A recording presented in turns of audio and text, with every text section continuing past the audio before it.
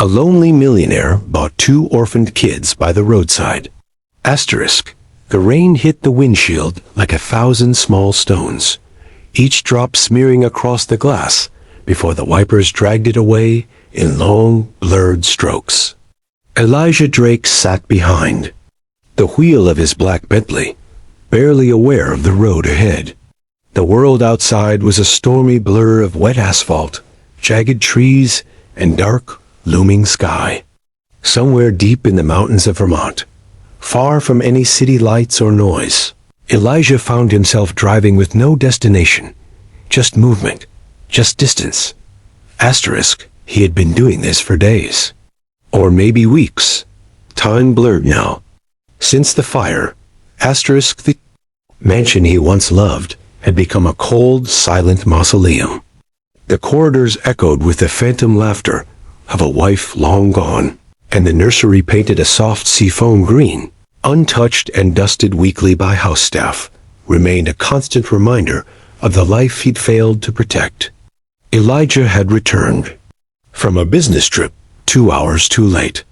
The fire department told him it had started in the kitchen and spread fast. An old wiring fault. By the time the flames reached the upper floor where his pregnant wife had napped, there was no saving her. Asterisk, he didn't cry at the funeral. He didn't scream. He didn't rage. He just stopped being. Asterisk, money had always been a comfort, a way to control his life when emotions threatened to pull it apart. Now it bought him nothing but silence. His business continued without him. His staff, instructed to avoid his presence, became ghosts. And Elijah became a man wandering aimlessly through his own life. Asterisk, the rain thickened as he rounded a bend in the road, headlights sweeping across a narrow shoulder.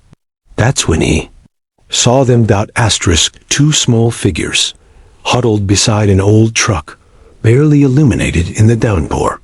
At first, he thought they were animals. Then the girl looked up, her face pale, hair soaked and plastered to her cheeks, one arm wrapped tightly around a smaller boy. Her clothes clung to her thin frame, and her bare feet were caked with mud. The boy looked younger, 4, maybe 5 his. Eyes glassy and wide. Elijah slammed the brakes. The Bentley slid slightly on the wet pavement, skidding to a stop just beyond them. For a moment, all he heard was the pounding of rain and the slowing beat of his own heart. Then he opened the door and stepped out. Asterisk, the rain was icy and immediate, seeping through his coat in seconds. He walked toward them slowly, hands raised, not threatening, just unsure. The girl didn't move. She held her ground like a statue, her grip on the boy unbreakable. Asterisk, are you okay? Elijah asked, voice rough from disuse. No answer. He looked past them to the truck. The driver's side door hung ajar. Slumped against the steering wheel was a man, face pale, skin-tinged gray, unmoving. Elijah approached cautiously, checking the man's wrist for a pulse. Nothing. His skin was cold. He looked back at the children. That your father? He asked gently. The girl nodded, but her eyes never left him. Do you have any other family nearby? Someone I can call? Asterisk, she shook her head. Our mom died last year. Asterisk, the boy began to cry softly, no sound, just tears rolling down his cheeks. Asterisk, Elijah felt a knot form in his chest, something long buried, twisting its way to the surface. This wasn't supposed to happen. He had come here to escape ghosts, not gather more. He dialed emergency services. As he spoke, the girl led her brother closer to him, drawn by some silent thread. When he hung up, they stood beside him like stray animals choosing a master. He knelt in the mud, eye level with the girl. Asterisk, what's your name? He asked. Asterisk, Lena, she said. This is Jacob. Asterisk, you don't have to worry, Elijah said. The police are coming. They'll help. Asterisk, she looked at him, then really looked, and said something that stayed with him long after that night. Asterisk, they always take us away, she said. But you feel sad too. Asterisk, before he could respond, she stepped forward and did something Elijah had not felt in years. Asterisk, she reached out and took his hand. The social workers came, red and blue lights cutting through the storm. Protocol kicked in. They examined the father's body, confirmed the death, offered blankets and quiet voices to the children.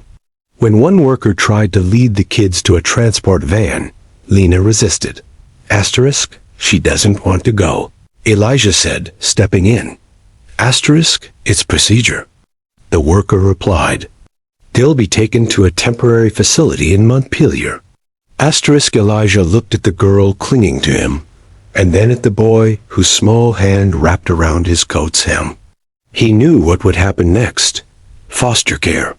Possibly separation. Years of trauma and shuffling. That was the system's way. Asterisk, but Elijah was the system in his own world. And for once, he didn't want to be alone. I'll take them, he said suddenly. The worker blinked. Excuse me? Asterisk, I'm Elijah Drake. He extended a rain-wet business card. I have the means. The space. I'll see to it personally. Get your supervisors on the phone. Tonight, these kids come with me. Asterisk, there were arguments, paperwork, doubts, but Elijah's name, his money, and his unwavering presence did what years of charity and philanthropy had trained it to do: bend the rules. Asterisk, hours later, the children were buckled into the back of the Bentley, asleep and bundled in blankets.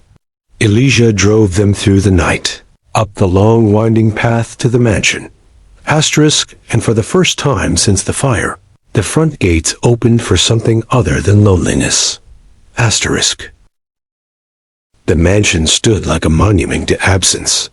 Tall, cold, and soaked in shadow, it loomed in the early morning light as Elijah guided the Bentley up the long gravel drive. The children stirred in the back seat as the wrought iron gates creaked, shut behind them. He glanced at them in the rear-view mirror. Lena still awake, her eyes scanning everything with the wary precision of someone used to loss. Jacob was asleep, his tiny fingers clutching a blanket tighter than his own skin.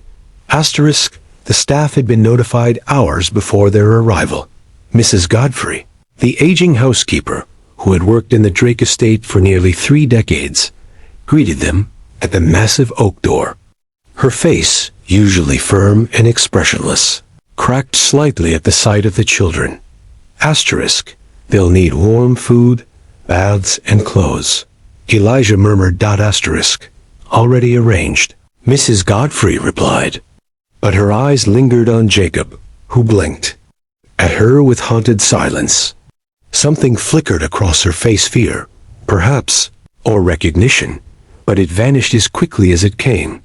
Asterisk, inside, the air was cool and dry. Elijah watched as the children took tentative steps across the marble floor of the entrance hall.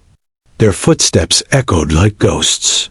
Portraits loomed above them, oil paintings of generations of Drakes, all watching from their gilded frames.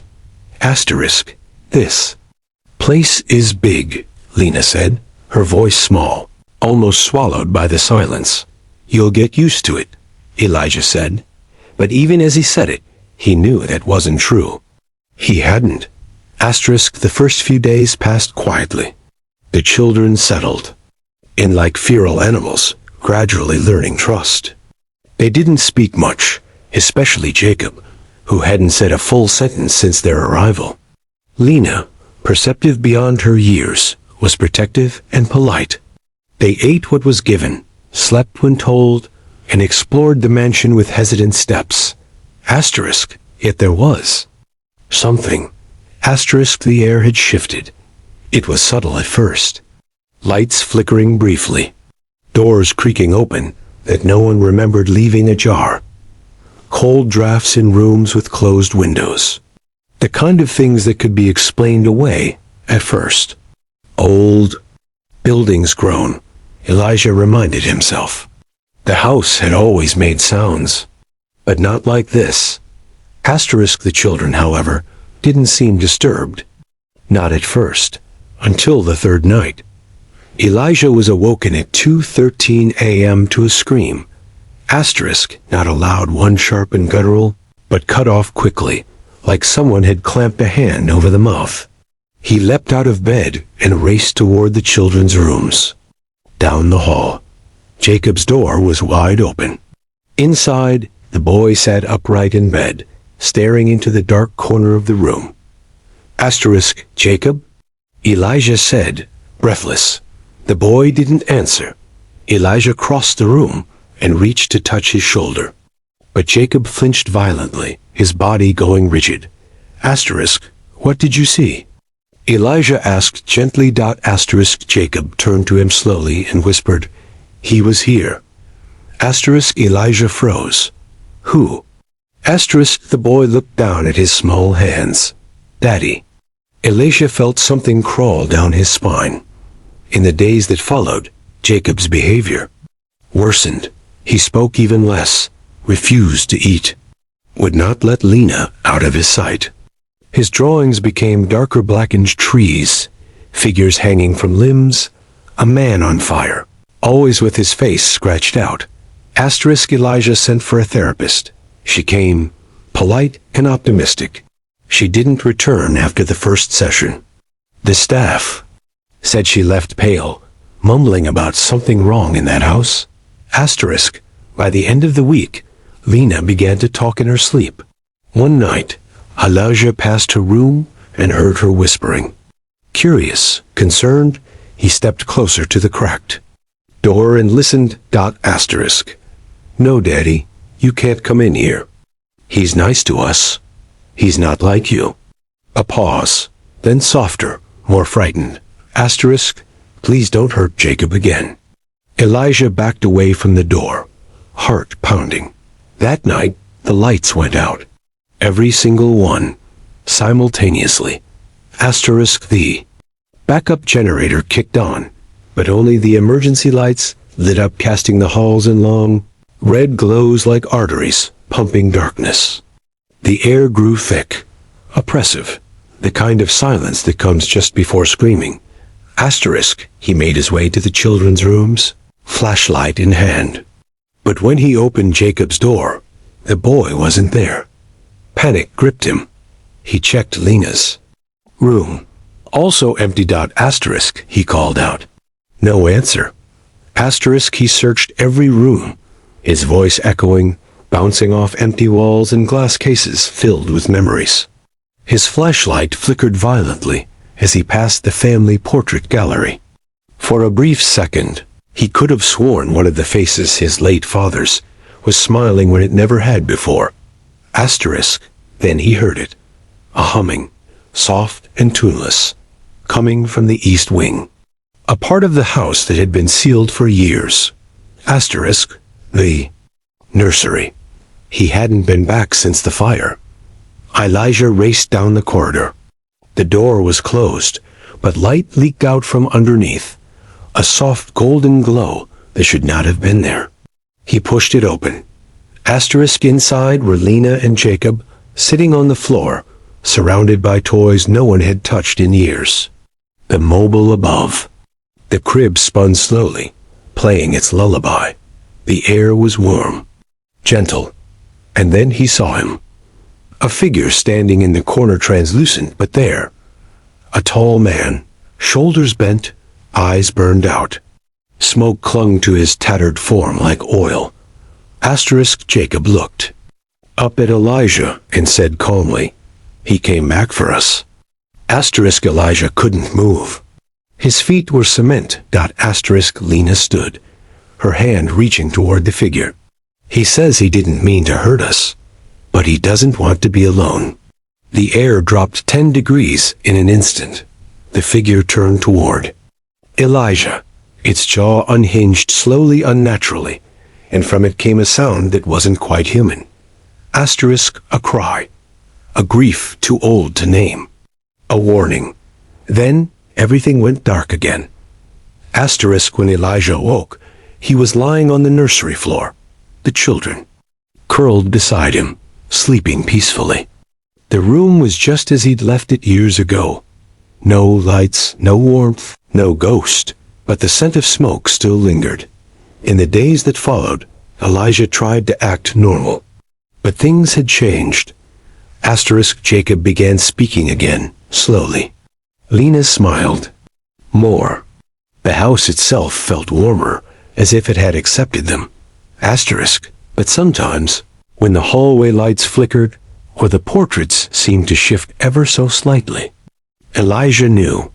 The man who died on that mountain road hadn't truly left his children behind. And maybe, just maybe, something inside this mansion, a grief not unlike Elijah's own, had made room for him. Asterisk, a family reborn, held together by shared sorrow and unseen hands. Asterisk, bound, not just by fate, but by something far stranger and far more permanent. Asterisk.